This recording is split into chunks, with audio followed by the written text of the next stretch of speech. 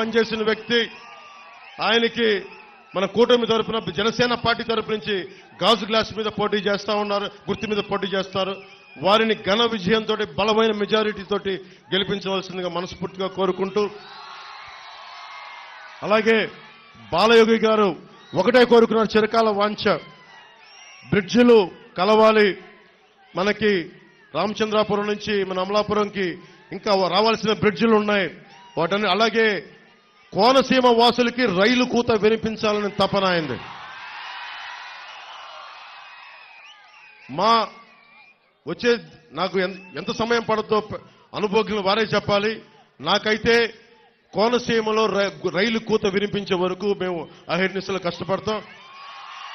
ఏదైతే బాలయోగి గారు కోరుకున్నారో వారి అబ్బాయి సారథ్యంలో కోనసీమలో రైలు వెళ్లేలాగా చక్కటి కొబ్బరి పొలాల మధ్య గొప్ప రైల్వే టూరిజం వచ్చేలాగా, ఒక రాజస్థాన్ లో ఉండే ఒక ప్యాలెస్ ఆన్ వీల్స్ లాగా ఒక అద్భుతమైన ఒక వీణులు విందు చేసే సుందర దృశ్యాలతోటి మధ్యలో కొబ్బరి వనాల మధ్యలో నుంచి రైల్వే వెళ్లేలాగా బాధ్యత మేము తీసుకుంటామని తెలియజేసుకుంటూ, అమలాపురం పార్లమెంట్ అభ్యర్థిగా తెలుగుదేశం సైకిల్ పార్టీ గుర్తు, మనకి సైకిల్ గుర్తు మీద పోటీ చేస్తున్నారు. వారికి మనందరూ బలమైన మెజారిటీ తోటి హరీష్ గారిని, బాలయోగి గారి అబ్బాయి హరీష్ గారిని గెలిపించవలసిందిగా మనస్ఫూర్తిగా కోరుకుంటా ఉన్నాను.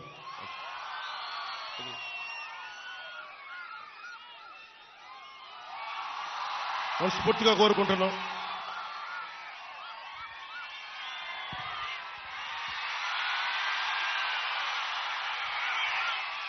ఇంకో రెండు విషయాలు చెప్పి ముగించేస్తాం. ఓటు ట్రాన్స్ఫర్ అనేది చాలా కీలకం. మేము సైజు తగ్గించుకున్నాం. నిన్న ఒక CNN ఇంటర్వ్యూలో కూడా చెప్పాను, ఇంత బలం ఉండి ఎందుకు సైజు తగ్గించుకున్నాం అంటే మీరు గెలవాలి, నేను సైజు తగ్గించుకున్నాను. మీరు గెలవాలంటే ఓటు చీలకూడదు. ఎందుకంటే చంద్రబాబు గారికి కూడా 4 దశాబ్దాల సుదీర్ఘ అనుభవం ఉండి పాప ఆయన కూడా సతమతం అవుతా ఉన్నారు సైజు తగ్గించుకొని. మేమందరం కూడా తగ్గింది మీకోసం, మిమ్మల్ని గెలిపించడానికి. ఎక్కడ నెగ్గాలో కాదు, ఎక్కడ తగ్గాలో తెలియాలి. ఈ సూక్తిని మేమందరం పాటించాం. ఇది మీ గెలుపు కోసం. అలాగే ఓట్ ట్రాన్స్ఫర్ ముఖ్యంగా జనసేన మద్దతుదారులకి, జనసేన నాయకులకి అందరికీ దయచేసి విన్నవించుకుంటా ఉన్నాం. మనం పోటీ చేయని చోట ఆ ఓట్ అంతా తెలుగుదేశం పార్టీకి, భారతీయ జనతా పార్టీ మన ఎన్డీఏ కూటమికి వెళ్ళాలి. అది మీరు ఆలోచించుకొని వేయండి. ఎందుకంటే ఇది మీ భవిష్యత్తు, నా ఒక్కడి భవిష్యత్తే కాదు, మీ అందరి భవిష్యత్తు కోసం చేస్తా ఉన్నాం. కోపాలకి తాపాలకి పోకుండా, చిన్నపాటి ఆగ్రహాలకి లోనవ్వకుండా ఆలోచించి ఓటేసి దూర ప్రయోజనాల్ని దృష్టిలో పెట్టుకొని ఓటేయండి. అందుకని దయచేసి జనసేన లేని చోట ఆ ఓటంతా కంపల్సరీగా తెలుగుదేశం పార్టీకి, భారతీయ జనతా పార్టీకి ట్రాన్స్ఫర్ అవ్వాలి. అయితేనే ఈ కూటమి తాలూకు లక్ష్యం నెరవేరుతుంది. ఎందుకంటే తెలుగుదేశం పార్టీకి ఉన్న అనుభవం ఏంటంటే 4 దశాబ్దాల అధికారంలో ఉన్నారు కాబట్టి వారి ఓటు చంద్రబాబు గారు చెప్తే మనకి ట్రాన్స్ఫర్ అవుతా ఉంది. అలాగే జనసేన పార్టీ మద్దతుదారులకు కూడా మీ ఓటు ఖచ్చితంగా ట్రాన్స్ఫర్ అవ్వాలని మనస్ఫూర్తిగా నేను అభ్యర్థిస్తున్నాను. మనస్ఫూర్తిగా మీకు తెలియజేసుకుంటూ, మీ అందరికీ కూటమి ప్రభుత్వం వస్తుంది.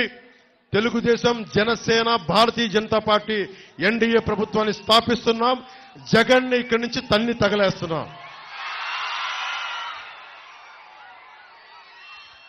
ప్రతి ఒక్కరికి ఇంకొక మారు ధన్యవాదాలు తెలియజేసుకుంటూ, మీ విలువైన మీకు సమయాన్ని మీకు ఇచ్చిన ప్రతి ఆడపడుచులకి, అక్క చెల్లెళ్ళకి, తెలుగుదేశం నాయకులకి, మద్దతుదారులకి, జనసేన మద్దతుదారులకి, నాయకులకి, జన సైనికులకి, వీర మహిళలకి, అలాగే ఇక్కడ ఉన్న వాలంటీర్స్ అందరికీ పాపం నలిగిపోతూ మీరందరూ చేశారు. మనస్ఫూర్తిగా మీ అందరికీ ధన్యవాదాలు తెలుపుకుంటూ, అలాగే మనకి వైసీపీ వాలంటీర్స్ కూడా నేను చెప్పాను, మీరు కొద్దిమందే తప్పులు చేశారు. ఒక ఫ్రూట్ బాస్కెట్లో చెడిపోయిన 2 పండ్లు ఉంటే చాలు మొత్తం బాస్కెట్ అంతా పాడైపోతుందని చెప్పాను తప్ప, నేను మొదటి నుంచి అదే కమిట్మెంట్తో ఉన్నాను. చంద్రబాబు గారు కూడా చెప్పారు, వస్తే 10,000 రూపాయలు అన్ని బాగుంటే 10,000 రూపాయలు ఇస్తాం మీకు అని చెప్పి ఘంటాపదంగా చెప్పారు. ఇది రాజకీయాలకు అతీతంగా మీరు ఉండాలని చెప్తా వచ్చారు. అలాగే మీ అందరికీ